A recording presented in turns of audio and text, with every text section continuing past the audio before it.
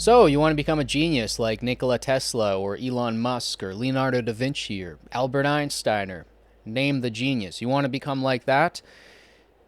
I'm going to detail that out today. I'm going to detail that out through a series of videos that I will be calling or titling How to Become a Genius. And in each installment, in each part, we're going to take a different look at what it means to be a genius. What are the characteristics of a genius? What do they do? What are their motives? How do they do it? What kind of discipline they hold in their lives? What things do they sacrifice? And I'm going to give you guys tips and tricks to hopefully become a genius in your own life. So today, we are just going to highlight what is a genius. What does that word mean? Because it's not clear. I might say the word genius and you might equate that to a really, really smart person. That's not a really good definition. So I'm going to give you guys a better definition of what a genius is. I'm also going to go over some of the key elements, some of the key characteristics or qualities that a genius would have, like intelligence, wisdom, smart. We're going to go over what smart means and how that's different from intelligence and wisdom. We're going to talk about IQ a little bit, and we will talk about knowledge today. So we're going to talk about those 5 things. In future videos, we're going to look at the lives of many different geniuses, from Isaac Newton to Einstein to Bach to Shakespeare, different kinds of geniuses, and we're going to see what do they have in common, what characteristics do they all possess, what do they all do. And then in future videos past that, I'm going to give you guys tips and tricks and actual strategies to live your life like a genius. So first, let's define what a genius is. Now, one characteristic that you will notice across many, many geniuses, if you look up right now online, and I'm sure if you're watching this video, you've already done this at some point, if you look up the smartest people of all time, the highest IQs of all time, even at that, you will find that most of them, if not all of them, are polymaths. So a polymath is somebody who excels greatly in multiple fields, multiple sciences or art forms.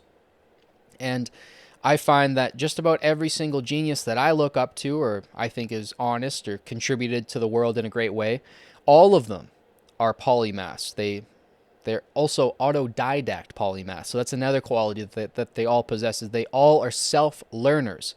So that doesn't mean that every single genius learned everything on their own and they didn't go to university. University is still a great place to learn. It's where other people who are very smart go, so you guys all congregate together. You have libraries, archives, you have sources that just other people don't have. You have professors. You just have access to so many resources that are very, very beneficial if you want to grow your genius, if you want to grow your intellectual ability. But every single genius doesn't just rely on what they learn at school. They also build off of things and they learn things outside of school. So they have autodidact tendencies and abilities. So they're constantly teaching themselves new things. So those 2 qualities are very, very important, and they go into what is a genius. Now, I would say that a genius has a very similar definition to samurai, which might be interesting to some people. But if you've read Miyamoto Musashi, who is the greatest samurai of all time, he beat, I believe, 50 or 52 people in duels one-on-one, which is a crazy record.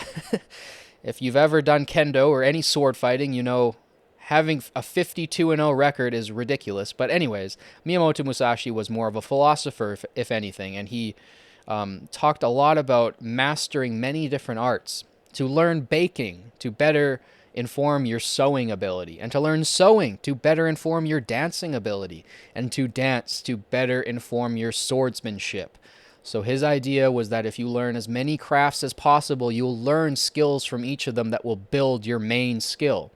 And it's not also clear that there is a main skill. It might be just making you better and creating you into a all-around genius. And it's the same thing with the definition of genius. A genius is somebody who pursues multiple fields and they all inform each other. When Da Vinci was studying mathematics and astronomy and anatomy, all of these things were informing each other. When he was painting, his study of anatomy helped his painting. It's the same thing with Michelangelo. He also studied anatomy quite a bit, and that helped him sculpt such realistic sculptures and characters. He gets everything correct. He gets the veins in the arm correct. Like when you move this finger, a certain vein pops out, and he figured all of that out from studying multiple fields of science and multiple fields of art.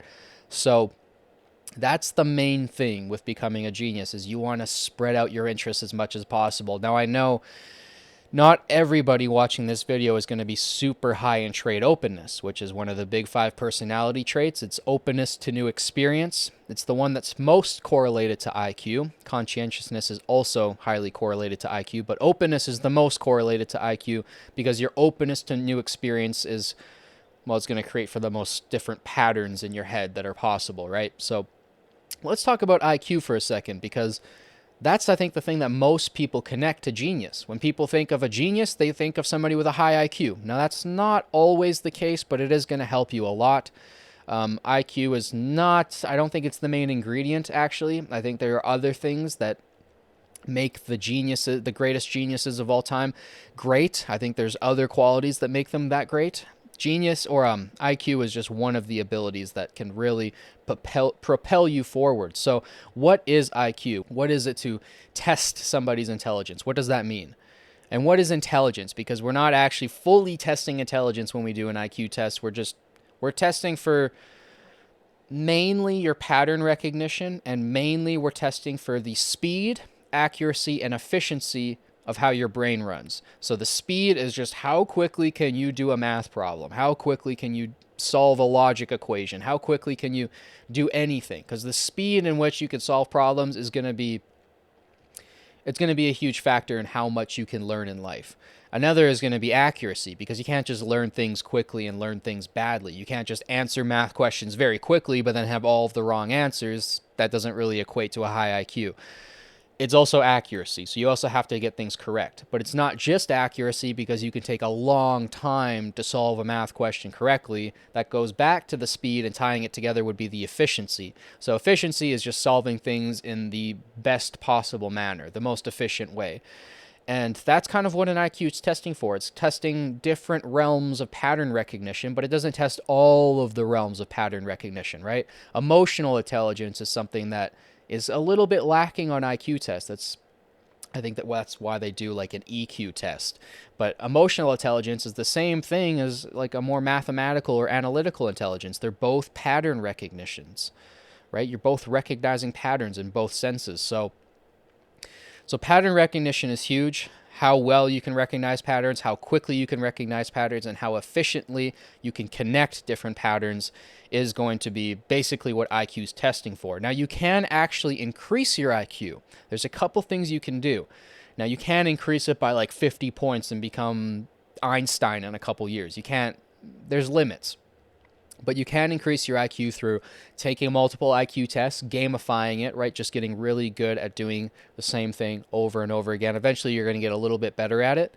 Another thing is staying healthy, working out, eating good foods. If your body's healthy, your mind's going to work better 100% of the time. Good sleep's in there as well.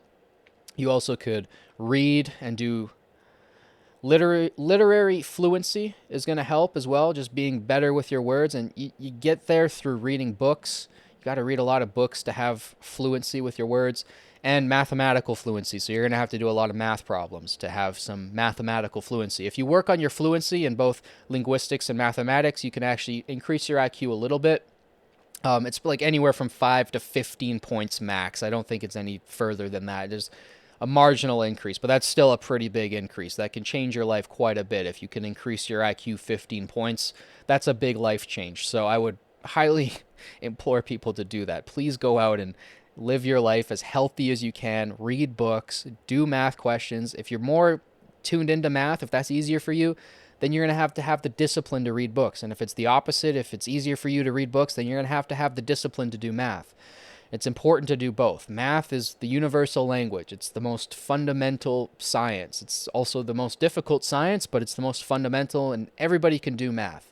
I don't think it's impossible for everybody to contribute to math in some way. Now, obviously, there's going to be levels of your contribution. The higher you go up on the difficulty scale of different sciences, I kind of hinted at it there, that physics and mathematics do require a pretty high IQ to just do the work that is necessary to have any sort of impact on the field that's going to be, notable. But that doesn't mean that somebody with a lower IQ shouldn't be doing math problems daily to help them in their everyday life. Now, it's not so clear on why reading books makes you more verbally fluent. People think that you read classical literature and you pick up words and then you start using them in your everyday life. That's not exactly how it works. How your fluency improves is actually you read books and you read authors who choose the right word. They're constantly choosing the right word, and sometimes they might use very descriptive words, or sometimes they might use very basic words, but you're watching somebody who is constantly choosing the right word. And then you'll start to do that in your own life. So you might actually use a word that you didn't read in a book, but you know it's the right word because you've seen the word before. And now you start to use it more. You might start using the word berate or something like that a little bit more. And you might not specifically read that from a book. You might just read an author who is constantly trying to find the right words. And now you're adapting that pattern, and now you're trying to find the right words in your own life.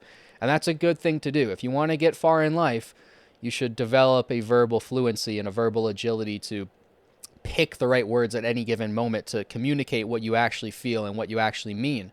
If you're able to do that, you're going to get a lot farther in life. You're going to be able to negotiate for positions. You're going to be able to negotiate raises. You're going to be able to negotiate things in your marriage, in personal relationships. Your life will be way better if you can communicate better. So you're going to have to read. You're also going to have to write. Writing is so important. If you look at any genius, anybody who's achieved anything, whether it's in music, math, sciences, or arts, it doesn't really matter. All of them write. So you're going to have to write every single day, whether it's just a diary of your thoughts and what you went through the day, or if it's some of your deeper thoughts and your cutting edge philosophy. You're going to want to write that down so you can actually explore it. If you get an idea for a book or a story, write that down. Make sure it's on paper. Then you can build off of it. So writing is important. It's common across every single type of genius. They all write, and for the most part, they all have libraries too. So they're all reading constantly. If you go to very rich houses, you go to the estates or the richest neighborhood that's around you, and you walk into any of those houses, most of them are going to have libraries. If you walk into, one-bedroom apartments for the most part in the inner city, most of them are not going to have libraries. That's a big separator from those who have wealth and those who don't, because those who have wealth are people who have built up their intellectual abilities and they've gotten somewhere in the world. Somebody has valued those abilities and they get paid for them. So if you want to develop your intellectual abilities, you need to build a library. I understand that that's very expensive. So maybe get a library card for now. Go to your local library. They're free, or they're $10 a year. It's very cheap. Go to your local library, constantly pick up books. And in this way, you can build your knowledge, which is another word that I wanted to touch on today, is knowledge. That's a big, big thing in life. And whether you want to become a genius or not, it's imperative that you build up your knowledge base as wide as you can. It doesn't matter what you're doing in life. I don't care if you're working at Walmart. Okay, if you're working at Walmart, there's room to move up. You can become the manager of the Walmart. You can become an owner of a Walmart one day. You can move up, and you're only going to be able to do that if you build your knowledge base on Walmart. So you're going to have to learn about business a little bit and some side subjects, but if you just learn about your store, if you take notes of where everything is, if you go the extra mile and you learn more about your job, and I'm using Walmart as an example here because it's seen as a pretty lowly job, but even there you can learn a lot about your job. If you're making pizzas, you can learn how to make pizzas better. You can learn how to be a little bit more efficient with the ingredients, or you can find ways to do whatever you're doing better, no matter what position you're in. So even if maybe you have a higher IQ and you're working a job that's kind of lowly and you think that you're better than this job, you're not. First of all, don't be thinking that, because there's lots that you can learn at a very low level job. There's tons of skills around you to learn. It's almost an infinite amount. So you want to learn as much as you can about whatever field you're in, and you want to learn about the fields that you want to go in. If you pick something in life that you're doing right now, maybe you have a job that you absolutely hate, you're losing at life. You're losing. And I don't want you to lose. I want you to do something that you love, that you're passionate about, that when you do it, it feels like time just flies by. That's what you should be doing, and that's what you've been called to do. So you need to learn as much as you can about that thing, whether it's basketball or painting or whatever it is, whatever your interest is, whatever calls you, whatever you feel like doing, that just it envelops you. You want to become that thing. You have to learn as much as you possibly can about it. So building a wide knowledge base is going to inform your intellectual abilities, and it's going to build wisdom. So we'll go on to wisdom now. Wisdom is something that is very difficult to obtain because it's about, you don't have to have a high IQ. You don't have to be incredibly intelligent. I've met people who are lower IQs that are incredibly wise.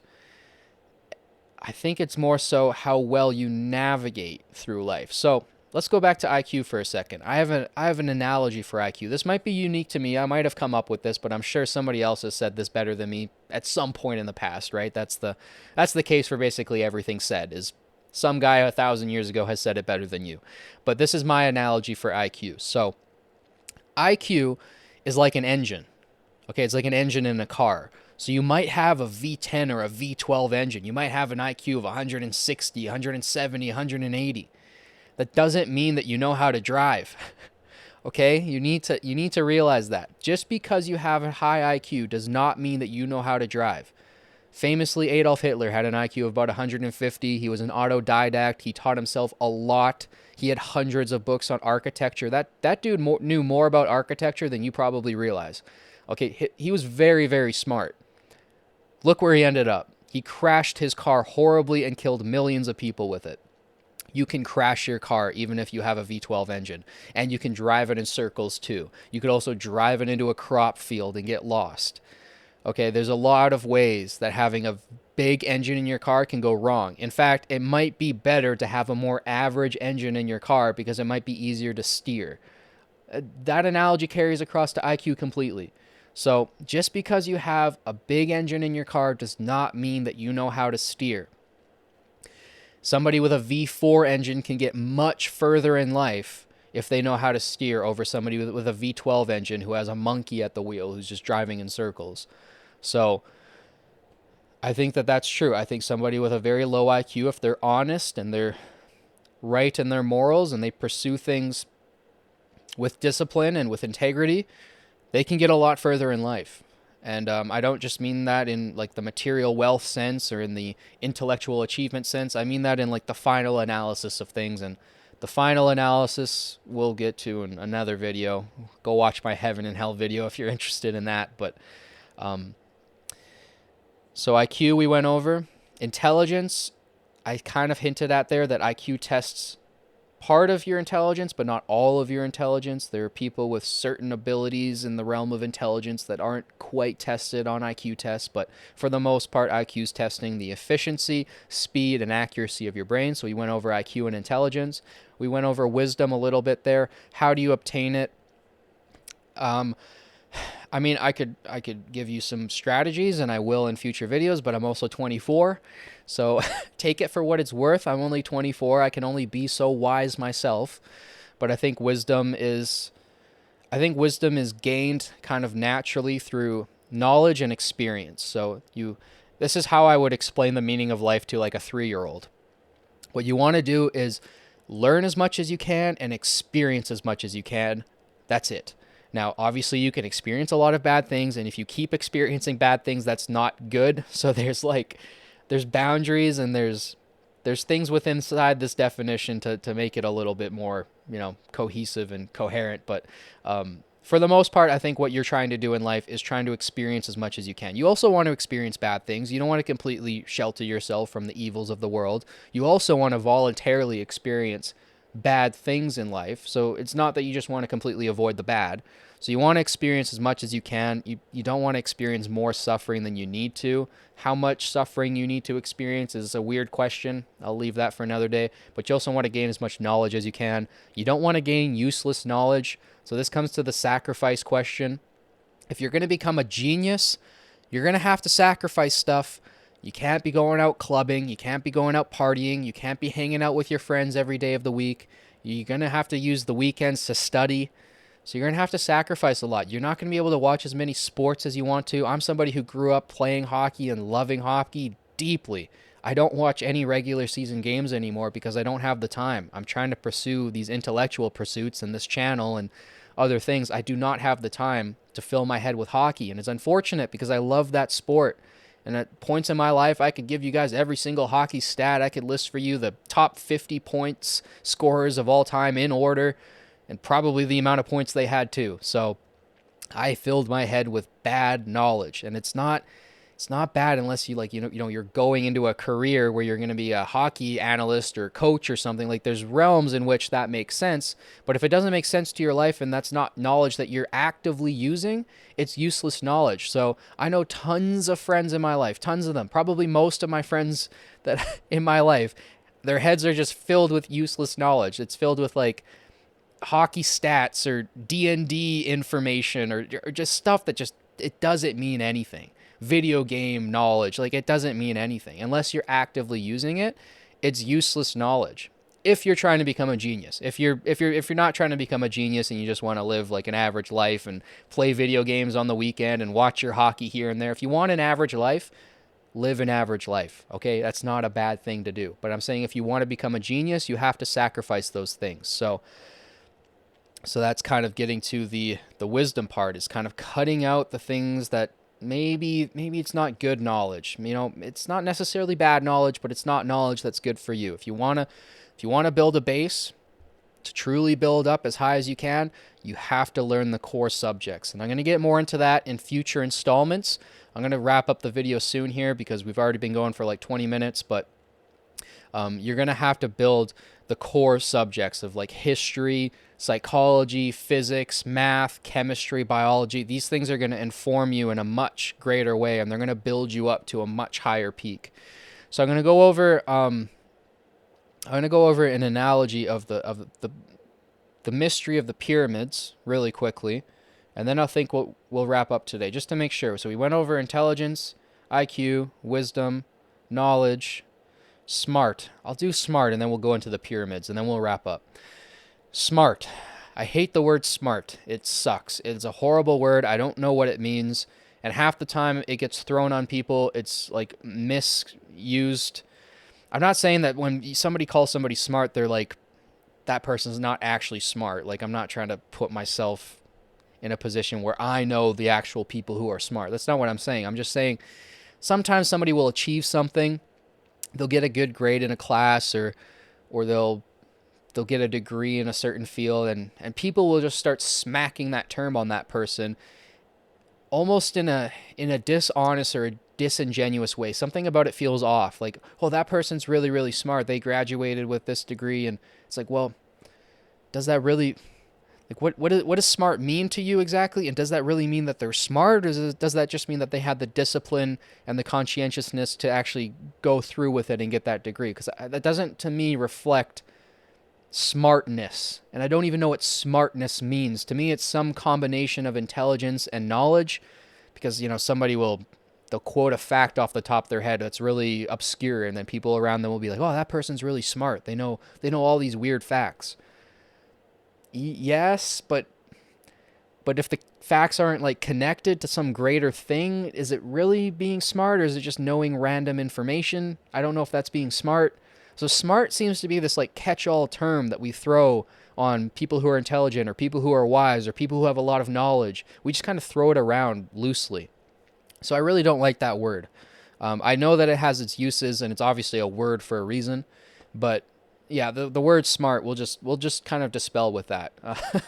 But yeah, let's get into the pyramids for a second. I want to get into the mystery, in my opinion, of the pyramids and the obelisks, and kind of how I use that as an analogy for becoming a genius.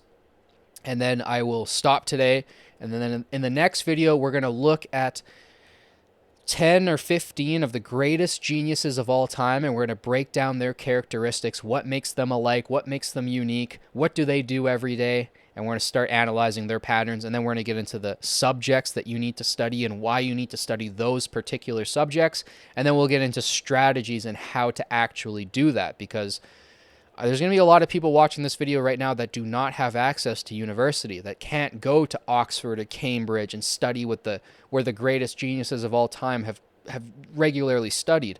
So I'm going to give you guys a lot of tools that you can access for free. I'm going to try to make this How to Become a Genius video series something that anybody can do, regardless of how much money you have.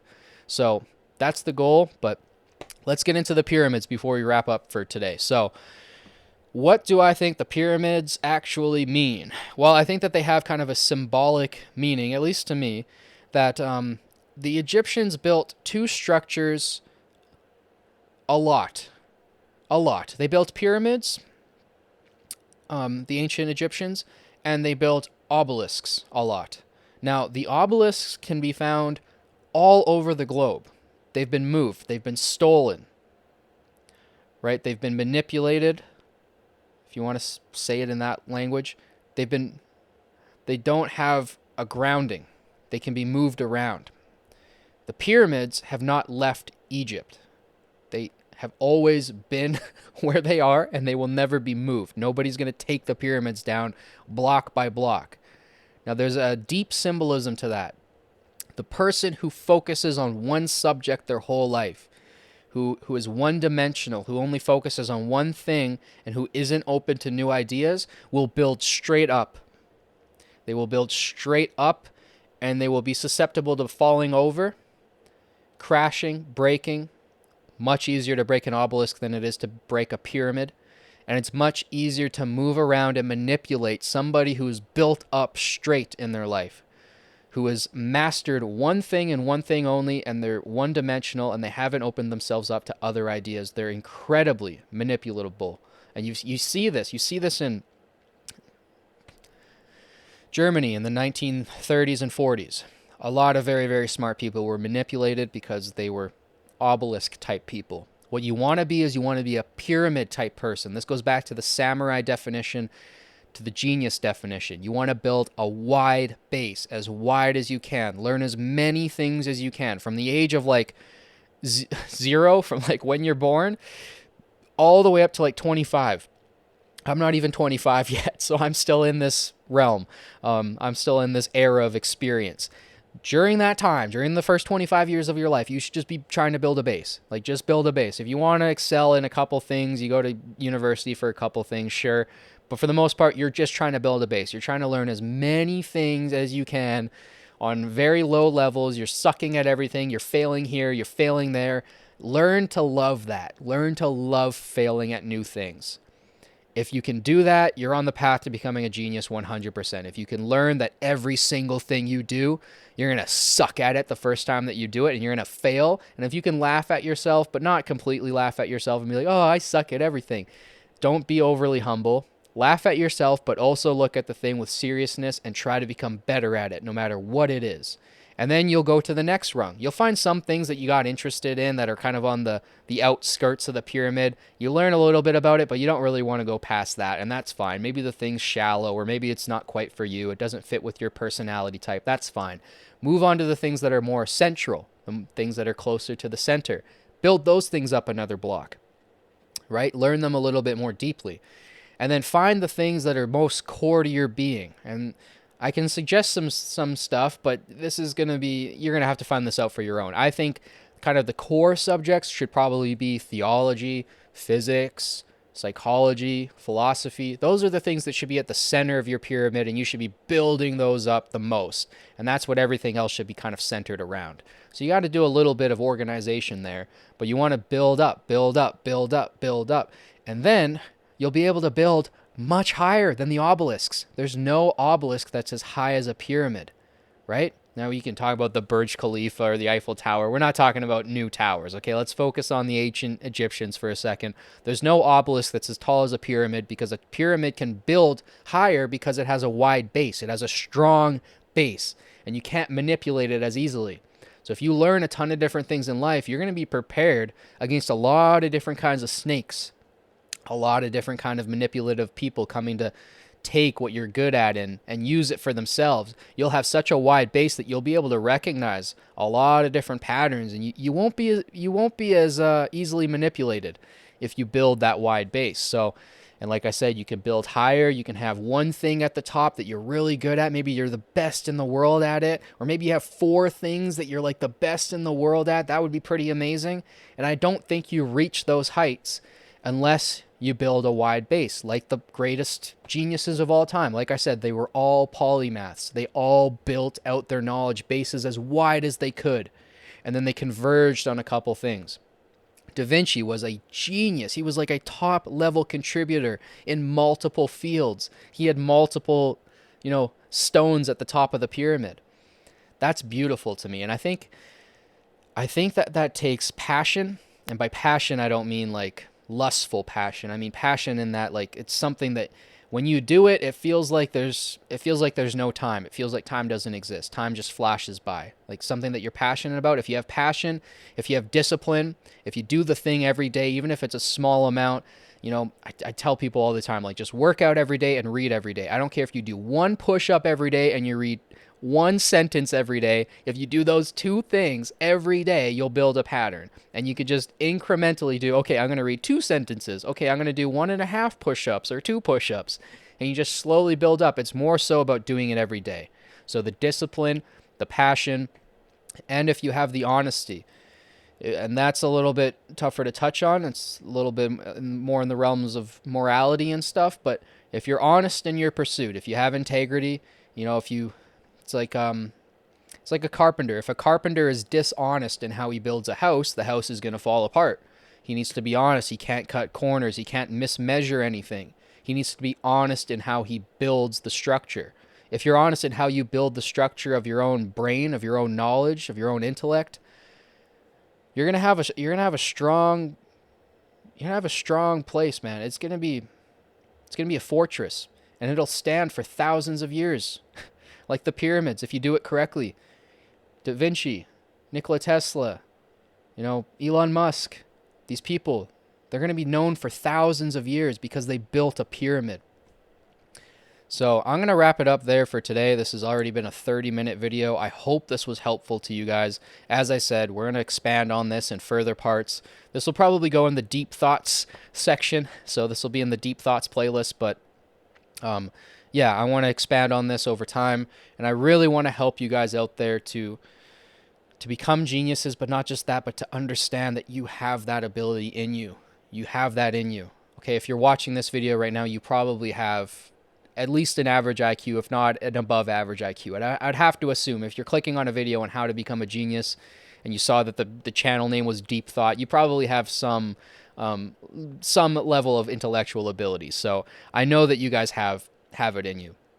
I don't think that there's anybody watching this video that can't achieve great heights if you guys follow these steps. And these are steps that I'm trying to present unbiasedly. This is what's worked for me, but this is also what I've seen has worked for hundreds of the smartest people who have ever lived. So I hope this is helpful, and I hope this motivates you guys, and I hope you guys aim up and reach high.